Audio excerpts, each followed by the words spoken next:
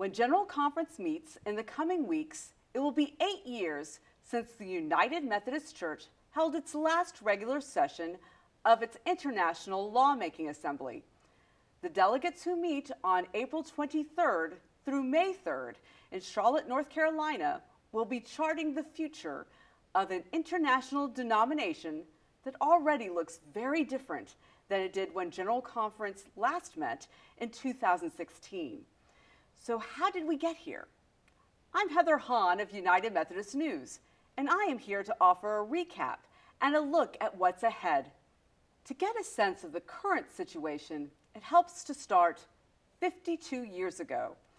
That's when the 1972 General Conference added the statement to our social principles that all people are of sacred worth, but the practice of homosexuality is, and I quote, incompatible with Christian teaching. Before that, the social principles, and indeed our entire book of discipline, said nothing one way or the other about homosexuality.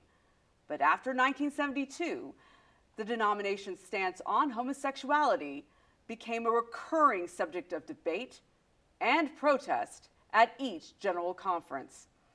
The Legislative Assembly, which typically meets every 4 years, later added more restrictions. That included banning clergy from officiating at same-sex weddings and banning clergy who are, in the words of the discipline, self-avowed practicing homosexuals. Clergy found guilty of these church law violations could face loss of credentials or lesser penalties. But even as a majority of General Conference delegates kept affirming these restrictions, the church bands began to face increasing defiance in some quarters of the United Methodist Church. Simply put, many United Methodists had and have different biblical interpretations when it comes to homosexuality. Meanwhile, United Methodists operate around the globe in very different legal and cultural contexts. Even now, most African countries, including many where the United Methodist Church is growing, have laws criminalizing homosexual activity. However, in Western Europe and the US, public attitudes towards LGBTQ people have been shifting. More countries, including the US, have legalized same-sex marriage.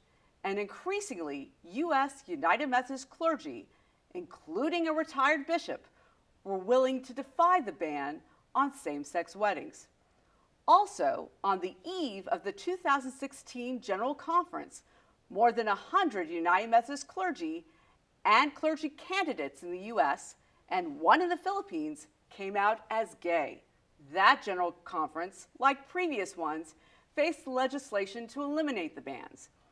The 2016 gathering also faced legislation aimed at increasing accountability and pushing clergy and congregations who disagreed with the bans to leave the denomination. Matters reached a crisis point during the 2016 General Conference when rumors began swirling that the United Methodist Church was facing an imminent split. That led the delegates to pause consideration of any legislation related to homosexuality and authorize the Council of Bishops to form a commission to find a way forward as a last-ditch effort of keeping the denomination together. Two other developments in 2016 bear mentioning. That year, the Western jurisdiction elected Bishop Karen Oliveto, the denomination's first openly gay and married bishop. Also that year, the Wesleyan Covenant Association officially launched as a new traditionalist advocacy group in the denomination. At its first public gathering, the WCA presented a statement to the then forming Commission on a Way Forward. The WCA's message? Find a way to hold clergy accountable on matters of homosexuality or prepare for a denominational split. The Council of Bishops called for a special session of the General Conference in 2019 to take up the Way Forward Commission's proposals. The Commission offered the delegates 3 possibilities. 1, the Connectional Conference Plan, which involved a number of amendments to the denomination's constitution and never gained much traction. 2. The One Church Plan, which would have left matters of ordination up to annual conferences and marriage up to local churches.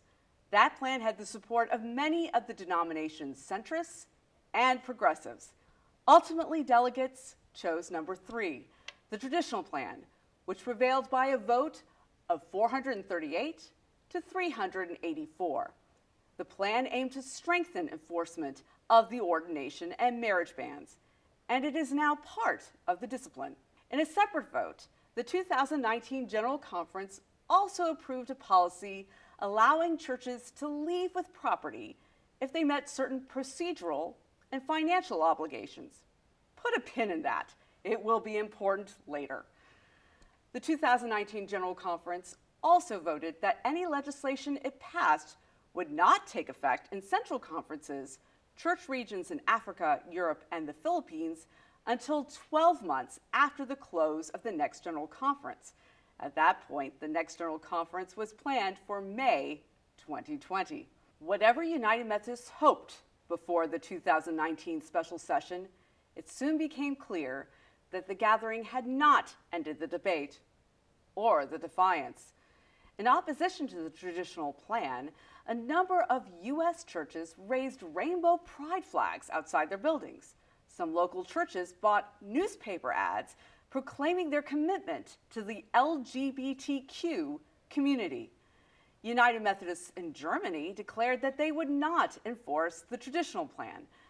Regardless of how they voted or their personal views, just about everyone present at the 2019 General Conference agreed it was a miserable experience and certainly did not help our Christian witness. So church leaders moved to talking about a formal denominational separation. The year 2020 brought 2 big developments for the United Methodist Church. The first was the announcement of the negotiated protocol of reconciliation and grace through separation. Under the legislation heading to the coming General Conference, traditional United Methodists would be able to leave the UMC with property and denominational funds to form a new denomination. The other big development is something we all know about all too well. The onslaught of the COVID pandemic, among other things, halted world travel and led to the postponement of General Conference. Even now, the protocol has not received a General Conference vote, though it is still before delegates. And COVID has continued to cost lives, and in 2021, it continued to disrupt travel. In 2022, after the 3rd postponement of General Conference to now this year, the Wesleyan Covenant Association leaders stopped waiting for the protocol and went ahead and launched the Global Methodist Church. The launch of the breakaway, theologically conservative denomination saw the acceleration of U.S. church departures under that disaffiliation policy I mentioned earlier, which was passed by the 2019 Special General Conference. That policy, paragraph 2553 in the discipline, expired at the end of last year. Under the policy, more than 7,600 U.S. churches have disaffiliated. That represents a quarter of the number of U.S. churches we had in 2019. At least half of those churches have since joined the Global Methodist Church or some other Methodist denomination. I know one of the big questions people have is, why are the traditionalists the ones leaving when they are the ones who consistently have prevailed at General Conference? First, I must clarify that the denomination still has traditionalist members, pastors, and bishops. Florida Conference Bishop Tom Berlin has described the denomination's dividing line as not between progressives and traditionalists, but between what he calls compatibilists and incompatibilists. By that he means people who do not see differences on matters of LGBTQ inclusion as church dividing, and those who do. As for those who left to join the Global Methodist Church, I think Keith Boyette likely explained it best in 2020 during a discussion of the protocol. He formerly led the Wesleyan Covenant Association and is now the top executive of the Global Methodist Church. He noted that the denomination's progressives and centrists were not voluntarily leaving. and so the conflict was bound to continue. He said, and I quote, "By agreeing to leave, the traditionalists have chosen to set the church free from this conflict." The Global Methodist Church plans to hold its convening conference in September. The United Methodist Church's big meeting is coming up much sooner this month. Legislation coming before General Conference deals with matters as varied as the denomination's international structure, a whole package of revised social principles, our ecumenical relations with the Episcopal Church, and the denomination-wide budget.